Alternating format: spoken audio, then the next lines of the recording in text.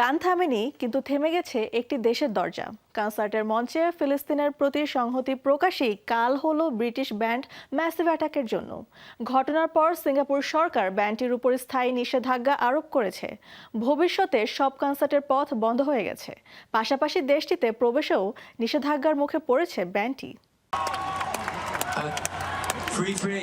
গানের মঞ্চে রাজনৈতিক বার্তা আর তার জেরেই কঠোর পদক্ষেপ।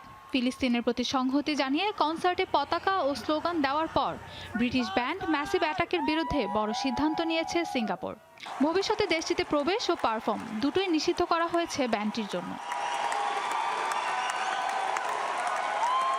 সিঙ্গাপুরে অনুষ্ঠিত কনসার্টে ব্যান্ডটির 2 সদস্য মঞ্চে ফিলিস্তিনের পতাকা উড়িয়ে ফ্রি প্যালেস্টাইন স্লোগান দেন। উপস্থিত দর্শকদের একাংশ সেই স্লোগানে অংশ নেন। এরপরই বিষয়টি নিয়ে তদন্তে নামে সিঙ্গাপুরের পুলিশ ও গণমাধ্যম নিয়ন্ত্রক সংস্থা।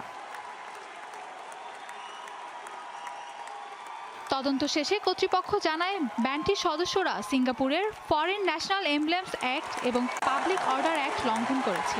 এসব আইনে অনুমতি ছাড়া জনসমক্ষে বিদেশি জাতীয় পতাকা প্রদর্শন বা রাজনৈতিক বার্তা দেওয়া নিষিদ্ধ। তাই ভবিষ্যতে ম্যাসিভ অ্যাটাককে আর সিঙ্গাপুরে প্রবেশ বা কনসার্ট আয়োজনের অনুমতি দেওয়া হবে না। সিঙ্গাপুরের সরকারের দাবি, দেশটিতে বিভিন্ন জাতি ও ধর্মের মানুষ একসঙ্গে বসবাস করে।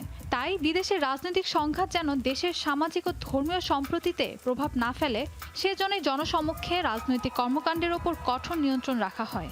এর আগেও গাজা যুদ্ধ নিয়ে অনুমতি ছাড়া সমাবেশ করায় কয়েকজনকে জরিমানার মুখে পড়তে হয়েছিল। অন্যদিকে ম্যাসিভ অ্যাটাক দীর্ঘদিন ধরে বিভিন্ন রাজনৈতিক ও মানবাধিকার ইস্যুতে সরব। বিশেষ করে গাজা যুদ্ধ নিয়ে ব্যান্ডটি একাধিকবার প্রকাশ্যে ফিলিস্তিনের প্রতি সমর্থন জানিয়েছে।